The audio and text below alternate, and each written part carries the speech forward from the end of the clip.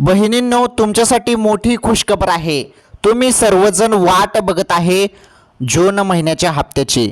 बघा, तुमच्या खात्यात पैसे जमा झाले मे महिन्याचे, बरोबर.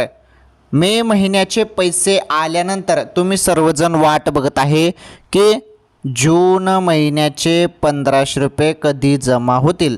याकडे तुमचं सर्वांचं लक्ष लागून राहिलेलं आहे. चला, तुमच्यासाठी मोठी खुशखबर आणलेली आहे मी. बघा, जून महिन्याचे जे काही 1500 रुपये आहेत ते आता जमा होणार आहेत तुमच्या खात्यात.